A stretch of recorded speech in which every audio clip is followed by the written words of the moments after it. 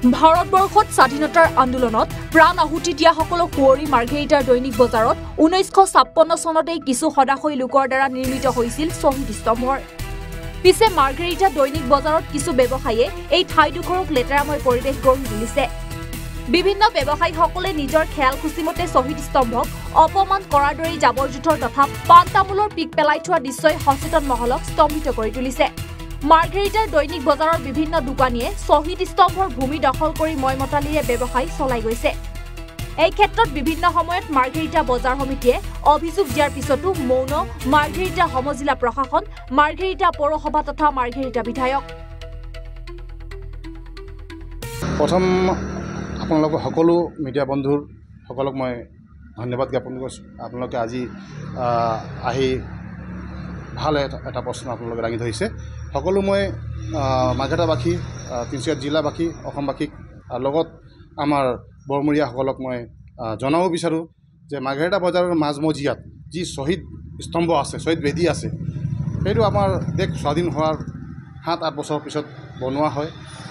আজিলৈকে কিন্তু আমি দেখিছোঁ যে তাত যিবিলাক মানুহে এনক্ৰ'চ কৰি ৰৈছে, সেই দোকানীকেইজনে এনক্ৰ'চ কৰি ৰাখিছে। সেই দোকানীকেইজনে এতিয়া আগত প্ৰথমত লগাইছিলে, সদায় লগায় আৰু সদায় উঠায়, দোকানটো এনেকুৱা আছিলে। কিন্তু এতিয়া বিগত কিছুমান বছৰৰ পৰা দেখি পাইছোঁ যে সিহঁতি 26 জানুৱাৰী আৰু 15 আগষ্টতো সিহঁতি দোকানটো নুঠায়, আৰু প্লাছ সিহঁতি লাহে লাহে অতিক্ৰমণ কৰি সিহঁতি তাত ইটা বালি লগাই কিনে গাঁথনি কৰি কিনে সিহঁতি ফিক্স দোকান বনাবলৈ সিহঁতে যুঁজা চলাই আছে।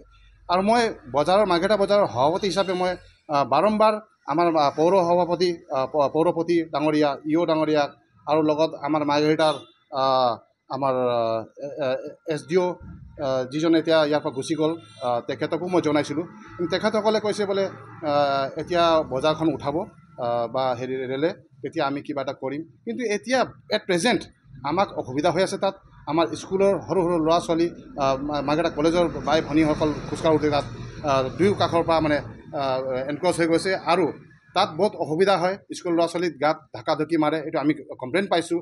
তাত ষ্টুল লৈ কিনে ৰাস্তাত বহি যায় আৰু মূৰৰ ওপৰত আপোনাৰ জোতাবিলাক হেং কৰি থয়। এইটো ইভেন আমাৰ SDO অফিচৰ মুৰব্বী এজনকো মই লৈ গৈছিলোঁ, মেজিষ্ট্ৰেট এখনত, তেখেতকো মই দেখাইছিলোঁ। কিন্তু তাৰপিছত তেখেতসকলে কোনো ইয়াত গা এৰা দি কাম কৰিলে, কোনো ডিচিজন নল'লে। আৰু তেখেতসকলে কয় যে আমি কৰিম, ইয়াৰ ওপৰত আমি লিগেল একশ্যন ল'ম। কিন্তু আজিলৈকে যে পৰিলক্ষিত হৈ গৈছে, দেখা গৈছে যে আজিলৈকে কোনো একশ্যন লোৱা হোৱা নাই।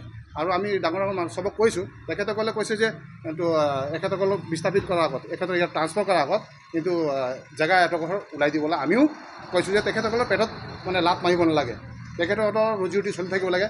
কিন্তু তাত পাৰ্মানেণ্ট ছেট বনাব দিব নালাগে। তেখেতসকলে ৰাতিপুৱা লগাওক আৰু গধূলি উঠাওক, সেইটো বস্তু হ'লে আমাৰো অসুবিধা নাই। এতিয়ালৈকে চলি থকা আছে, চলি থাকক, এইটো বুলি আমি ভাবোঁ।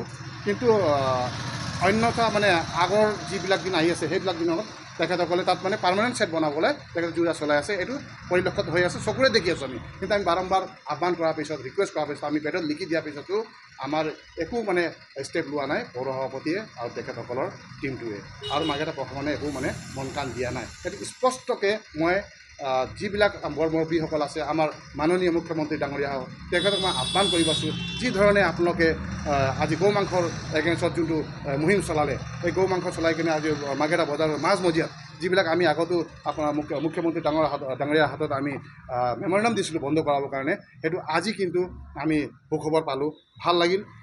ঠিক তেনেদৰে এই পদক্ষেপটো লোৱাটো উচিত বুলি মই আশা কৰোঁ, আৰু মই আবেদন কৰোঁ, মই তেখেতক নিবেদন কৰোঁ যে শ্বহীদ বেদীটো আমি ৰক্ষা কৰিব লাগে। শ্বহীদৰ তেজে ৰাঙলী হোৱা আমাৰ এই শ্বহীদ বেদীখন যাতে লোকে নিজৰ দোকান পাট বনাব নোৱাৰে, যাতে, সেইটো মোৰ আহ্বান। আৰু অতি শীঘ্ৰে আপোনালোকে এই ষ্টেপ ল'ব বুলি, তাক ভাল এটা ষ্টেপ ল'ব বুলি মই আশাবাদী। ধন্যবাদ। মাৰ্ঘেৰিটাৰ পৰা অভিজিত কাকতিৰ ৰিপৰ্ট, এনি ভাৰত 24।